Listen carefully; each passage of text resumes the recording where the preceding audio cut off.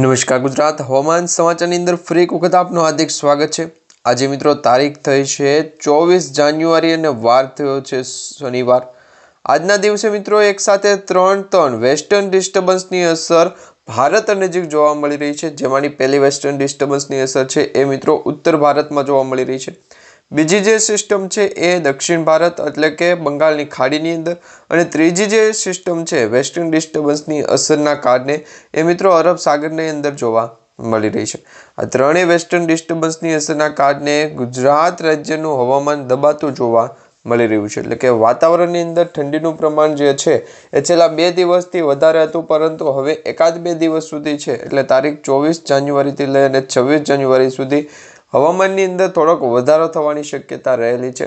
Western ડિસ્ટર્બન્સની અસરોની કારણે ગુજરાતનું હવામાન તો અત્યારે ઠંડી તરફ આગળ જવું જોઈએ, પરંતુ એકાદ 2 દિવસ સુધી છે એ ગરમીનું પ્રમાણ પણ વધવાની શક્યતા છે। એટલે કે ડિગ્રી સેલ્સિયસની અંદર 5 પોઈન્ટનો વધારો થશે।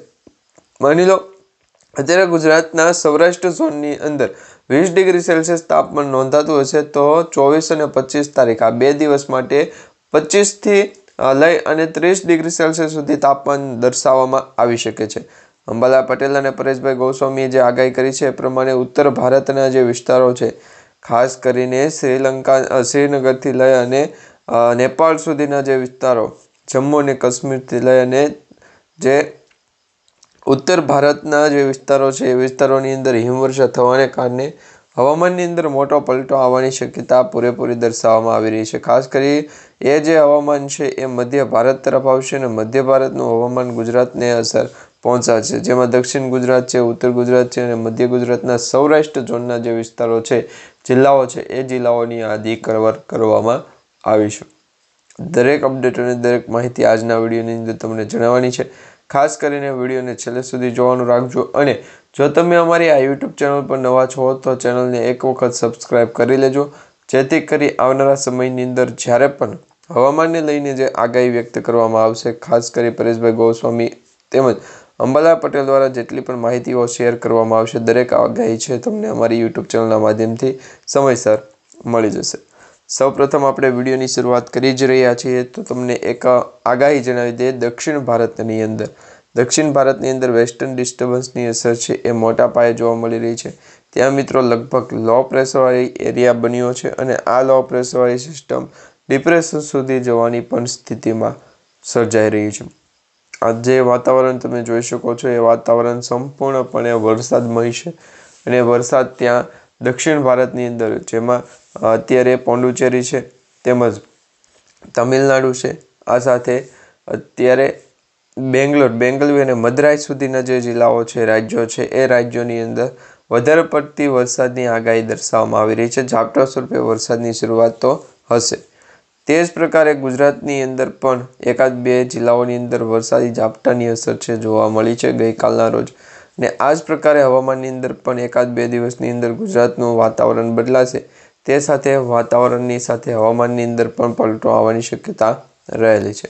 વિવિધ મોડલોના ભાગરૂપે આપણે મેપની આગાહી જોઈ છે, છેલ્લા 2 દિવસથી આ પ્રકારની આગાહી જોઈતા આવીએ છીએ અને હવે વેસ્ટર્ન ડિસ્ટર્બન્સની અસર જે ખાસ કરીને બની છે એ વેસ્ટર્ન ડિસ્ટર્બન્સની અસરના કારણે ઉત્તર ભારતના જે રાજ્યો છે એ રાજ્યોની અંદર વધારે પડતી અસર છે જોવા મળશે। ઉત્તર ભારતીય હાલમાંની અંદર જેમાં સિક્કિમ છે, તિબેટ છે, નેપાળ છે, તમામ દેશોમાંથી હવામાન છે એ લગભગ ઠંડુ જોવા મળી રહ્યું છે, કારણ કે તે તમામ દેશોની અંદર બરફ પડવાના અત્યારે એંધાણ દર્શાવવામાં આવી રહ્યા છે। બરફની આગાહી વચ્ચે હિમવર્ષા થઈ અને હિમવર્ષાની આગાહી વચ્ચે ગુજરાત રાજ્યની અંદર વરસાદ થવાને લઈને શક્યતાઓ વ્યક્ત થઈ છે। અમુક ગામડાઓની અંદર મિત્રો અત્યારે રવિ પાકની સિઝનની જે શરૂઆત થઈ છે એ રવિ પાકની અંદર પાક નુકસાન થવાના પણ સમાચાર મળી રહ્યા છે। પાક નુકસાન થવાથી ખેડૂતોને નુકસાન થવાનું છે। ખેડૂતોના હાથમાં જે અન્નનો કોળિયો આવવો જોઈએ એ પૂરતો પ્રમાણમાં આવતો નથી। એની પાછળનું પણ એક કારણ છે કે ગુજરાત તરફ આવતી વરસાદી સિસ્ટમની અસરના કારણે વેસ્ટર્ન ડિસ્ટર્બન્સ સર્જાનું અને આ હવામાનની અંદર મોટામાં મોટું જે વાતાવરણ છે એ બેગ તો અમુક જાણીતા લોકોએ પણ આ અંગે છે એ માહિતી આપી હશે, અમુક અજાણ્યા વ્યક્તિઓએ પણ આ અંગે છે માહિતી આપી છે કે ગુજરાત તેમજ ભારત દેશની અંદર શિયાળાની ઋતુ દરમિયાન શિયાળો જ શરૂ થવો જોઈએ અને ચોમાસાની ઋતુ દરમિયાન જો વરસાદી આગાહી રહે તો આપણે એ બીજા નંબરની વાત ગણી શકીએ. પરંતુ આ તો ભર શિયાળે માવઠા જેવી અસર અને એમાં પણ ગુજરાત રાજ્યને મોખરે. તો એ પ્રકારની જે માહિતી મળી રહી છે, એક વેસ્ટર્ન ડિસ્ટર્બન્સ થશે ત્યાં બીજું તૈયાર થઈ ગયું છે. વેસ્ટર્ન ડિસ્ટર્બન્સની અસરો પરેશભાઈ ગોસ્વામી દ્વારા વ્યક્ત કરવામાં આવી રહી છે. એ અંગે તમને માહિતી જણાવી દઈએ તો પરેશભાઈ ગોસ્વામીએ આગાહી કરતાં કહ્યું કે આગાહી અને ગુજરાત રાજ્ય ઉપરનું જે વેસ્ટર્ન ડિસ્ટર્બન્સની અસર છે ગુજરાત તરફ ટ્રેક લંબાયેલો છે. હજુ 2 દિવસ ભારે રહેશે. પવનની ગતિ ખેડૂતોને ચિંતા વધારશે, કારણ કે પવનની ગતિ હવામાનની અંદર મોટા પાયે નુકસાન થવાના પણ સંકેતો આપતું હોય છે.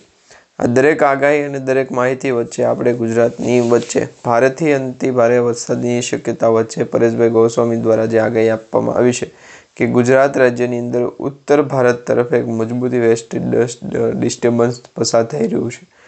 આ પ્રકારે ભર શિયાળે કેટલાય ભાગોમાં વરસાદી માહોલ છવાશે અને ખાસ કરીને ઉત્તર ગુજરાત, કચ્છ, કેટલાક ભાગોની અંદર ગઈકાલે સાંજ બાદ વાતાવરણની અંદર જે છે એ પલટો આવ્યો અને એ જ પલટાની હવામાનની આગાહી જે છે એ વરસાદી ઝાપટા સ્વરૂપે આગળ વધી અને એમાં પણ મિત્રો કમોસમી વરસાદના પગલે ખેડૂતોના જીવ છે એ તાળવે ચોંટવાને લઈને પણ સંકેતો મળી રહ્યા છે.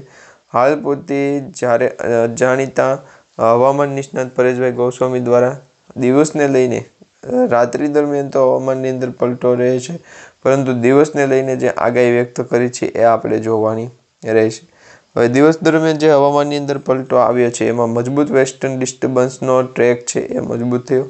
વધુ મજબૂત થવાના કારણે પરેશભાઈ ગોસ્વામીએ જણાવ્યું કે હાલ ઉત્તર ભારતના પહાડો પરથી મજબૂત વેસ્ટર્ન ડિસ્ટર્બન્સ પસાર થઈ રહ્યું છે. તેનો ટ્રેક કાશ્મીર, હિમાચલ પ્રદેશ જેવા રાજ્યના પર્વતીય પ્રદેશોમાં બરફ વરસાદનો માહોલ છે. અનેક ભાગોમાં રેકોર્ડ બ્રેક બ્લાસ્ટ થઈ રહ્યા છે અને હજી પણ એમાં વધારે પડતી અસર થશે.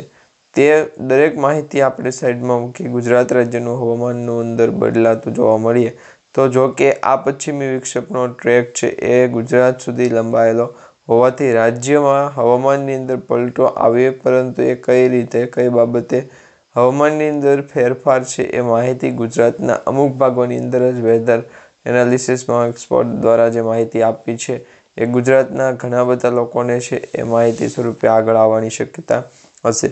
પરંતુ એવું નથી મિત્રો. પવનની ઝડપની વાત કરીએ, ગતિની વાત કરીએ તો ખેતરમાં ઊભા પાકને નુકસાનીની ભીતિ સેવાઈ રહી છે. આ ટ્રફના કારણે ગુજરાતમાં પવનની ગતિ છે ઝડપથી વધી રહી છે. બીજા તરફ વાત કરીએ તો બીજી તરફ ટ્રેફના માધ્યમથી ગુજરાતના અમુક ભાગોની અંદર વેધર એનાલિસિસના ફોરકાસ્ટની આગાહી છે. હવે ઘણી બધી આગાહીઓ વચ્ચે ગુજરાતનું એક બે વસ્તુ છે એ લોકેશન સ્વરૂપે આગળ પહોંચાડી હતી.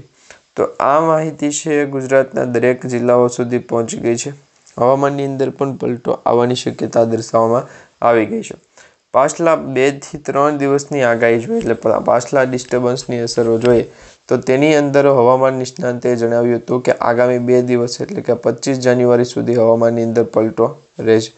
26 જાન્યુઆરીથી પવનની ગતિ છે એમાં ઘટાડો થશે અને આ સમયે જ વાદળછાયા વાતાવરણ અને છૂટાછવાયા વરસાદી ભારને કારણે મુક્તિ મળી શકે. હવે એટલું જ નહીં મિત્રો, 2 દિવસ 24 અને 25 જાન્યુઆરીએ એમ 2 દિવસ માટે ગુજરાતના અલગ અલગ ભાગોમાં વાદળછાયું વાતાવરણ છે એ જોવા મળશે. આ દરમિયાન કોઈ ભાગમાં વરસાદી છાંટા છે પડવાના છે અને પવનની ગતિ પણ છે જોવા મળવાની છે. તો આ વરસાદી સિસ્ટમની અસર છે એ માહિતી જણાવી દઈએ કે ગુજરાતની અંદર જે લોકેશન આપેલું હોય એ લોકેશનની અંદર 2 થી 3 દિવસ માટે ટૂર પેક કરવામાં આવે. આ માટે ખાસ કરીને જે વેધર એનાલિસિસના ફોરકાસ્ટની માહિતી છે, પ્રી ઓર્ડિંગની માહિતી પણ આપણે જાણતા હોઈએ છીએ કે પ્રી ઓર્ડિંગની પણ અસર છે એ તેમાં થતી હોય છે. પરંતુ ઘણી વખત ગુજરાત રાજ્યની અંદર વેસ્ટર્ન ડિસ્ટર્બન્સની અસર થાય ત્યાર પછી અરબ સાગરના દરિયાની અંદર ભેજનું પ્રમાણ વધે અને બંગાળની ખાડીની અંદર પણ ભેજનું પ્રમાણ છે એ વધતું હોય છે. 27 થી 30 જાન્યુઆરીની વચ્ચે હવામાન છે એ ચોખ્ખાપણે ગુજરાત નજીક આગળ આવતા વરસાદી સિસ્ટમની અસરને દર્શાવશે અને આ જ પ્રકારે વેસ્ટર્ન ડિસ્ટર્બન્સની અસર 27 જાન્યુઆરીથી લઈ અને દક્ષિણ ગુજરાત તરફ આગળ વધશે. એટલે દક્ષિણ ગુજરાતના જે જિલ્લાઓ છે તેની અંદર વરસાદ પડવાની શક્યતા રહેલી છે। ઓછા પ્રમાણમાં વરસાદ પડે અથવા તો વધારે પડતા પ્રમાણમાં વરસાદ પડવાની શક્યતા રહેલી છે।